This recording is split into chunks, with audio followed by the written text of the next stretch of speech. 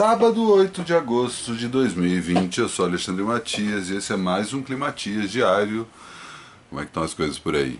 Tranquilo? Espero que tudo bem. Por aqui, dia de sol bonito, frio na medida, sensação boa desse inverno de 2020, né?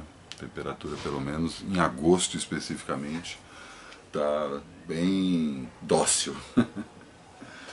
E eu vou contar um dos segredos do Climatias segunda temporada. Eu já estou pensando aí na terceira, quais são as novidades, né? Vai demorar ainda pelo menos mais da metade, pelo menos não, literalmente mais da metade dos episódios. Mas vocês perceberam que o Climatias se tornou um programa vespertino? Eu estou jogando cada vez mais isso para tarde, né? Então começou a primeira temporada matutino, aquela coisa bem bom dia, e agora eu estou jogando mais para tarde. Eu estou curtindo também porque tem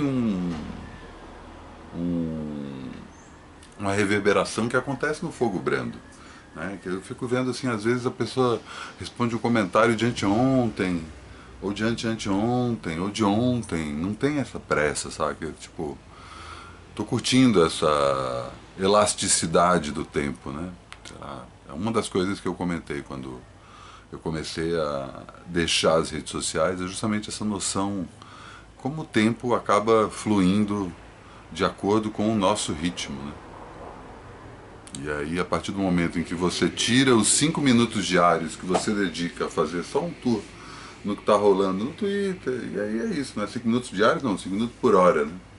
Você tem, de repente, você tem 2 horas a mais, 3 horas a mais, dependendo do tempo que você gasta isso. E eu tenho percebido isso, já falei isso aqui sobre a questão semanal, né? Como a questão semanal, como a semana virou uma unidade de tempo que faz mais sentido do que pensar em horas, dias, meses, né? 7 dias, assim, uma coisa tanto 7 dias antes quanto 7 dias depois, parece que está mais fácil, do mesmo jeito que estações, né? Períodos de 3 meses me parecem fazer mais sentido do que pensar em anos, semestres. Refracionando aqui, isso para mim é uma visão basicamente pessoal. Não estou dizendo assim, vamos parar de usar meses e anos como referência de tempo para se referir a estações e semanas, né? A 46ª semana do ano, não é isso. Uma lógica que faz sentido para mim, mas o ponto que eu acho que dá para jogar para todo mundo é justamente perceber, nesse momento de quarentena e pandemia, que está tudo meio papo do novo normal. Eu entendo como esse estado de suspensão, né, que tudo fica meio sem contato com o que a gente achava que era a realidade, a gente se obriga, né, a repensar um monte de coisa, e nisso a gente tem essa sensação de tipo, depois eu discorro mais um pouco sobre tempo, mas, né, como o tempo é uma coisa que não é propriamente cartesiana, racional, né? Tipo, um minuto de agonia demora muito mais do que um minuto de êxtase, sabe? Então, um minuto de felicidade passa assim, né? Às vezes não, né? Às vezes pode esticar, enfim. Como a nossa percepção psicológica do tempo acaba influenciando na lógica da duração do tempo. E é uma coisa que vem me caindo essa ficha aí nesses últimos dias, né? Esses últimos meses, para ser mais específico. Hoje é sábado, sábado não tem convidado, sábado eu vou falar de audiovisual com música, e sábado também é dia de uma digressão que eu faço em relação a um tema, e esse papo que eu falei do tempo aí foi só encheção de linguiça, só para jogar aqui para justificar uma das coisas que estão acontecendo aqui no Climatias, que talvez você não tenha percebido a partir dessa noção de que a segunda temporada é vespertina. E depois eu vou falar sobre gerações, que também tem a ver com esse papo de tempo, né? Mas enfim, antes eu tinha outro assunto programado para hoje, né? Mas como o sábado é o dia que eu misturo audiovisual com música, né? Documentários sobre música, shows gravados, tinha um, provavelmente vai ser o da semana que vem, um clássico que durante muito tempo ficou perdido, esquecido, tido como talvez não tivesse nem existido. Não, existido sim, porque sempre tinha as fotos. Mas ontem aconteceu o teleshow que o Caetano fez para comemorar seu aniversário de 78 anos no dia 7 de agosto. 7878. E, pô, foi foda, foi foda. Foi impressionante, assim. Tipo, aconteceu algumas vezes, né? É engraçado perceber isso, assim. Durante essa pandemia, algumas dessas lives tiveram um contato, fizeram com que a gente olhasse pro país e falasse assim, nossa, cara, várias vezes, eu vi várias repercussões hoje no Twitter falando isso, assim, né? Nossa, a riqueza do repertório do Caetano me deixou mais animado em relação ao que é o Brasil. E tem um lado triste, né? Que é tipo, muita coisa que o Caetano escreveu há 10, 20, 30, 40 anos continua exatamente igual, pro bem e pro mal, né? Mas foi um evento especial, eu, tipo, a princípio peguei mal com esse aspecto em casa, saca? Que, tipo, eu acho que isso já está esgotando, saca? Por mais que as pessoas estejam em casa, essa coisa de mimetizar uma sala de estar para mostrar, que eu acho que a caricatura disso foi a live que a Ivete fez, né? Que ela fez a cozinha dela, saca? Tipo, de pijama, saca? Isso é uma caricatura da situação que a gente está vivendo. Claro que o pijama não era exatamente isso, sabe? Enfim, não vou nem entrar nesse papo aqui. Mas o fato é que essa transmissão pela internet do show do Caetano de ontem, que já ficou disponível inclusive para ser reassistido, não sei se vocês viram alguma coisa de número, eu não vi quantas pessoas viram. Foi pela Globoplay, que eu achei, tá, beleza, pô, usa uma rede social sei lá, usasse o próprio YouTube, né? Mas enfim, né? Fecharam isso, deu certo, a transmissão foi ótima. Acho que tem uma coisa estética aí que acaba cagando, que é aquela coisa da marca d'água, da hashtag, e aqueles tweets aparecendo ali no meio. Quem precisa daquilo, pelo amor de Deus. Ponto a favor de quando o Quasar, né, do Augusto de Campos, foi exibida com sua letra ali, né, cara? Foi um momento foda.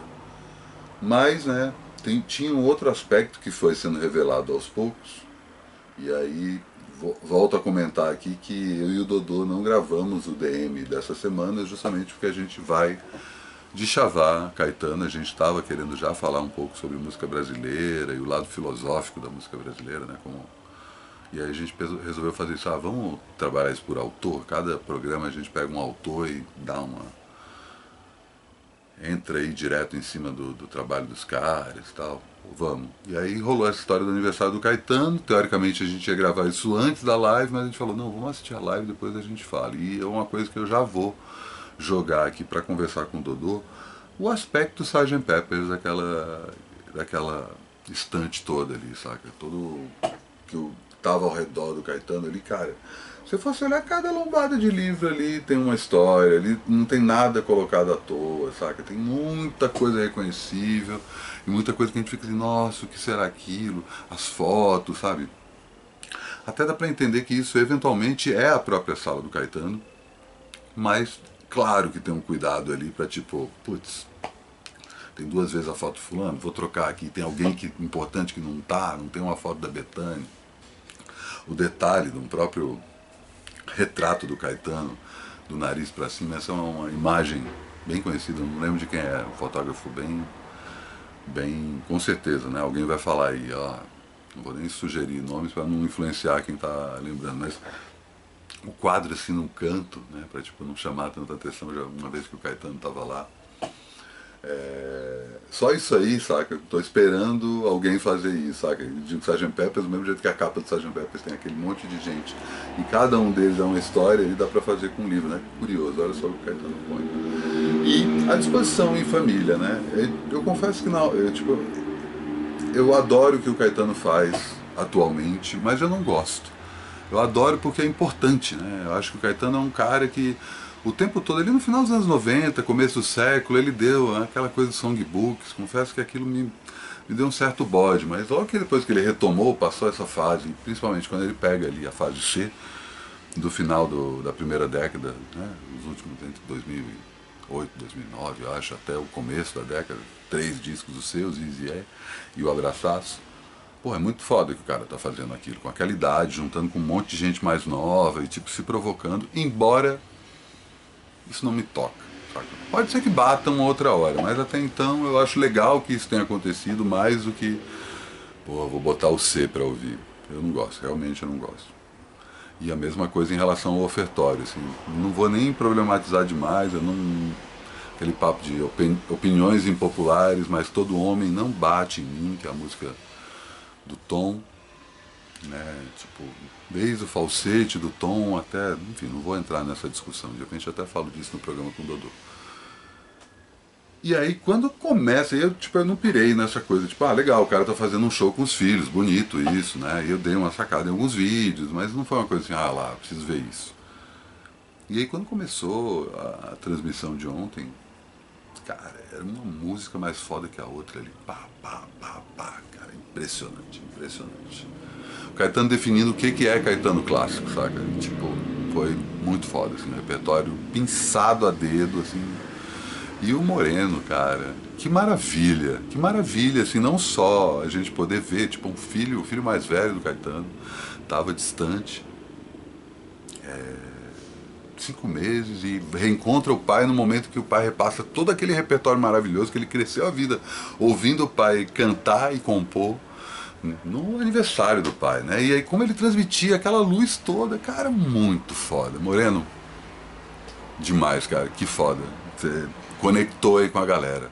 Do mesmo jeito que o Caetano fez essa conexão, né, natural dele, mas tipo, estávamos todos com você ontem, claro que você estava muito mais, né, por esse motivo que eu acabei de citar, mas foi bem bonito mesmo. Falar um pouco sobre geração, porque eu não quero me alongar muito. Não vou ficar aqui até. Enfim, também não quero gastar o papo que eu quero conversar com o Dodô sobre isso, né? E a gente vai, provavelmente, né? A sugestão que eu já fiz pra ele, a gente deve gravar entre hoje e amanhã, de ficar em cima do repertório, pelo menos como guia, né? Pra gente, de repente, essa aqui é do... O cara tocou Nine Out of Ten, cara, e tenho certeza que foi pro trocadilho de I'm Alive, saca? Tenho certeza, o nome do evento é Caetano Live, então I'm Alive. Então, tipo, de repente a gente fala de Nine Out of Ten pra abrir o transa, saca? E assim, curioso, né? Só pra fechar esse papo, que o próprio Caetano não colocou as músicas mais recentes dele. Mas, cara, cada música, bicho. Luz do Sol. Foi de chorar, foi de chorar. Foi foda. Momentaço. E aí, só pra também sair um pouco desse papo do Caetano, como eu tava falando, né? Em várias lives, durante essa quarentena, esses quase 5 meses, a gente teve o contato com enormidades culturais brasileiras, né? Presentes inteiros que estão aí vivos, né? E a gente viu outro dia, teve a live do Milton, a live do Chico, a Tulipa, né? Foi foda pra caralho. Pra mim a da Tulipa ainda tá ali no topo, em termos de apresentação audiovisual. Eu acho que a de ontem ainda tinha essa cara de uma câmera filmando e ponto final, saca? A Tulipa já deu um outro passo que é, isso é algo audiovisual, então tem um tratamento mais do que simplesmente uma câmera filmando como eu faço aqui, sabe? Como se tivesse um diretor, que era exatamente o que tinha, né? Tinha a Laís Bodansky fazendo isso. Mas falando sobre geração, né? Eu tenho percebido aí muito como diferentes gerações, eu vou só começar esse papo agora, saca? Tem reagido a esse período que a gente está vivendo. É claro que me dói muito quando eu penso em criança e adolescente, eu já comentei isso aqui, né, que provavelmente por conta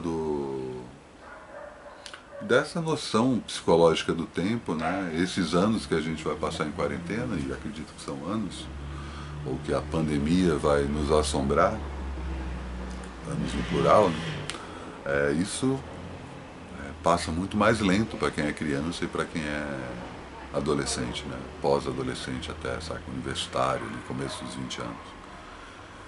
Mas sei lá, tem alguma coisa nessa molecada nascida no século XXI que me diz que eles vão lidar bem com isso. Não é a melhor coisa do mundo, mas é isso. É um trauma de guerra sem propriamente ser uma guerra de fato, né? A gente não está vendo, a gente está vendo, claro, 100 mil pessoas mortas. Não é. Não é nem de longe pouca coisa, cara. É o fim da picada, é o fim da picada, gente. Não dá para normalizar isso. Não dá, é muito pesado. Mas assim, aí tem todas as discrepâncias do Brasil, enfim, que daí vai muito para além da questão etária, mas eu acho, tem uma torcida também, né? Um feeling, uma idealização que essas duas gerações vão lidar bem com isso, sabe? Tá, vai ser um trauma, vai ser um problema que eles vão carregar pro resto da vida, mas eu acho que o impacto seria muito maior se fosse em outras épocas, né? Eu acho que a gente tem aí os recursos tecnológicos que acabam suprindo algumas carências, mas eu fico pensando, imagina uma criança ou um adolescente nos anos 80 se isso acontecesse naquela época. Muito pior. Hoje pelo menos você tem algum tipo de escapismo e algum tipo de contato, né? É muito louco isso. Mas eu percebo a angústia, né? Tem uma resignação na minha geração, né? Os nascidos nos anos 70, que acaba falando assim, puta que bosta, sabe? Eu acho que a geração anterior também pensa isso, sabe? Tipo, pensa assim, cara, que merda que a gente tá passando isso, mas vamos lá. Respira fundo e vambora. Quem nasce nos anos 80 e nos anos 90 tem uma inconformação, um inconformismo mesmo, né?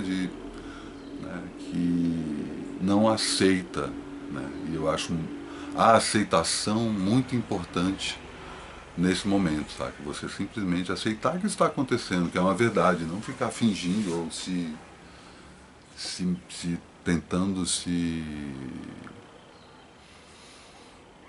auto-enganar que isso vai durar pouco tempo, já já a vacina tá aí, a gente vai conseguir voltar à normalidade já já. Não, cara, tipo, vamos pensar, vamos ser um pouquinho racional aí nessa hora e se preparar, porque é foda, assim. E aí eu tava comentando isso com dois amigos meus, e aí os dois, assim, vieram assim ao mesmo tempo. Eu não gosto dessa divisão etária que é norte-americana, né? O Baby Boomer, Geração X, Millennium, Geração Z, né? Baby Boomer é a galera ali do final dos anos... nasceu ali logo no fim da Segunda Guerra Mundial, então nos anos 40, nos anos 50. A geração X é nos anos 60, nos anos 70, então eu sou parte da geração X. Os anos 80, os anos 90 tem os millennials e a partir do século XXI é a geração Z. Eu acho que as coisas do Brasil não batem tanto, mas tanto esse meu amigo quanto essa minha amiga falaram assim, cara, millennials não sabem. O meu amigo falou assim, millennials são o problema do mundo. Eu falei, não, calma, o problema do mundo são os bilionários. Ele falou, cara, não é isso. Tem muito bilionário millennial. Talvez se fossem só bilionários, não seriam, se os bilionários fossem só da geração X ou da geração Baby Boomer, o estrago não seria tão grande, porque tem uma coisa que os millennials, né, e essa é a constatação que me chegou a partir de duas experiências completamente diferentes. Os millennials não aceitam as coisas do jeito que são e querem as coisas do jeito deles. Essa minha amiga falou assim, cara, tem uma parada que é assim, quantas vezes você teve que arrumar um emprego ou arrumar um trabalho? Fala pra mim, Matias. Quando foi a última vez que você falou, arruma um trabalho pra mim, ou pediu pra alguém, sabe? É claro que você fala, né? Que tô precisando de um emprego, tô precisando de uma grana. Você acaba falando, mas você não precisa que alguém resolva isso pra você. Você vai lá e faz, né? E tipo, realmente, nunca na minha vida eu precisei de um pistolão, de uma indicação, de alguém. E aí ela falou assim, cara, e esses millennials? Claro que aí tem uma generalização, tem muita gente que não se encaixa nisso, mas enfim. Queria inclusive entender o que vocês acham disso. Se eu tô tendo uma resposta errada de uma geração inteira. E essa minha amiga falou assim, pois é, o millennial não só precisa de alguém que arruma um emprego para ele, quando na hora que arruma vira e fala assim, que horas que eu tenho que entrar? Eu falei, caralho, O pior é que isso não está relacionado só a emprego, está relacionado a quase tudo. São pessoas, aí tem um papo, inclusive, que eu estava falando com outro amigo meu. É gente que não entende a complexidade das coisas e quer só respostas fáceis, só respostas rápidas. E tá aí essa angústia toda. Sabe? É uma geração que não está acostumada a tentar simplesmente entender o que está acontecendo. Eu queria começar essa discussão aqui, porque essa discussão não tem a ver só com quarentena. A quarentena é meio que o termômetro disso. Eu não sei se esse é o papo que eu vou discutir, inclusive já vou encerrando o programa de hoje, já vou chamando para isso, que eu não sei se eu vou discutir isso no encontro de domingo agora, né? Porque domingo às 8 da noite vou fazer mais um encontro em videoconferência e temos um convidado, estou trazendo um convidado legal para a gente discutir também e acho que a gente continua algumas discussões que foram colocadas na lista de discussão. Inclusive, quem quiser entrar, me manda um salve ali no trabalhosujo@gmail.com e aí você sabe como eu te dou o toque tanto amanhã, umas 7 ali, qual é o link para entrar, para a gente ter essa discussão e também para entrar nessa lista de discussão. Mas enfim, continuamos depois, certo? É isso. Amanhã, tudo de novo.